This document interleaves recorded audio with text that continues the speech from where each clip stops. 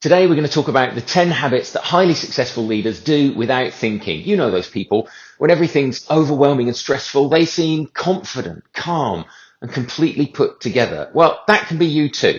You just have to grab hold of these top 10 leadership habits. So let's jump right in with number 1, listen more than you speak. And number 2, seek first to understand and then be understood. Thank you, Stephen Covey. Leadership, it's all about communication, communicating ideas, priorities, and decisions. It's about how you engage with people.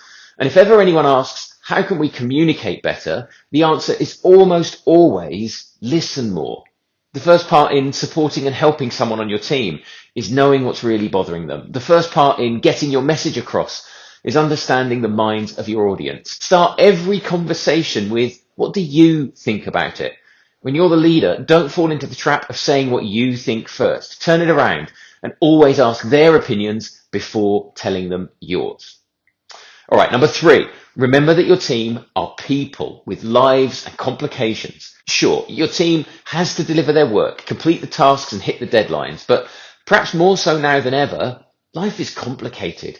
More and more families are dual income and need to be dual income to make ends meet. Caring responsibilities are more integral to many more working lives. The more your people feel that you see them as human beings, understand that they have lives beyond their 9 to 5s, and give them whatever support you can in dealing with the demands of those lives, the more they will respect and trust you.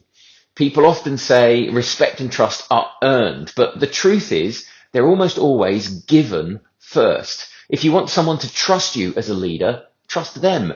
If you want someone to respect you as a leader, respect them. Respect the fact that their lives are messy. Trust the fact that they will juggle things appropriately and not neglect their work. Number 4, remember that your team don't work for you, you work for them.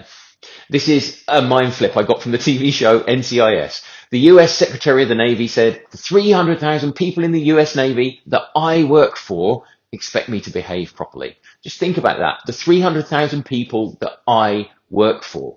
Your job as a leader is to fight for your team, get them the resources they need, take decisions in their best interests, make their world a little better. They don't work for you, you work for them. Number 5, prioritize. Find what really matters and focus on that. This is one of the most important things you have to do as a leader. I could talk about it for hours, but let's just do 3 quick lessons. First, the 80-20 rule says 80% of your impact comes from just 20% of what you do. So you have to make sure that you identify the 20% and make time to work on it. That's what prioritizing is. If you get it wrong, you're going to miss out on 80% of your impact. Second, in all of our roles these days, but especially in leadership roles, there's stuff coming at you all the time. Your customers, your team, and your boss will pour work at you 24 hours a day. It can be completely overwhelming.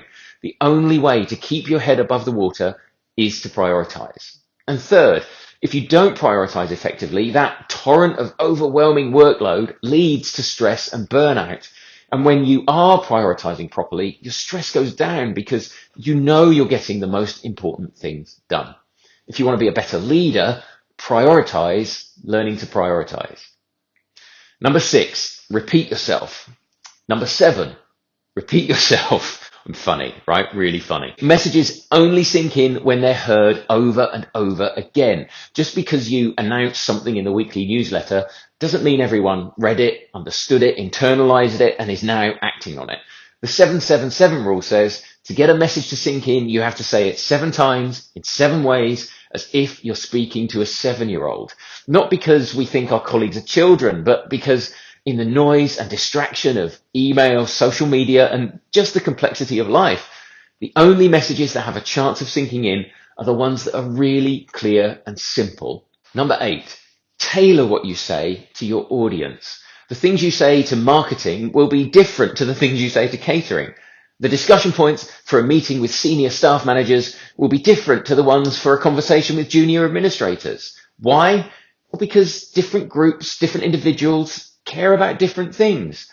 Right at the beginning of this, I said, listen more and seek first to understand. And one reason for doing that is to help tailor what we say to different audiences.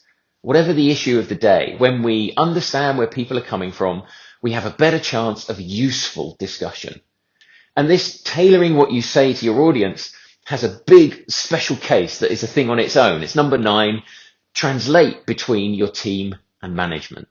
You sit between them. You have to talk both languages. My friend Tammy over at On the Level Leadership once told me that early in her career, she felt frustrated she wasn't getting recognized and brought forward for promotion into the higher leadership levels. But she realized that she was always coming at things from her team's perspective, understanding them and fighting for them.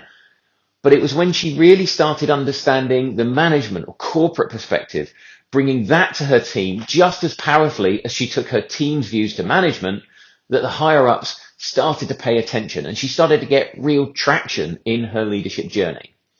But then, after doing all that, number 10, rest and recover. Leadership is hard. Everything is your responsibility. Everything is your fault. Everything ends up on you. And when things are so busy, it's really easy to fall into the trap of working longer and longer hours, pushing aside the gym or your music night or story time with the kids.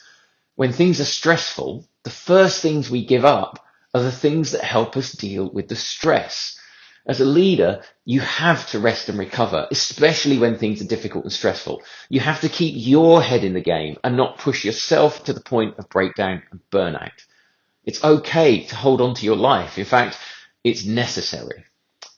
Those are my top 10 leadership habits of great leaders. If you want to find my top 5 bad habits of terrible leaders, you should watch this video next after you've hit like and subscribed for more ways to upgrade your leadership. All right. Thanks for watching today. I will see you very soon.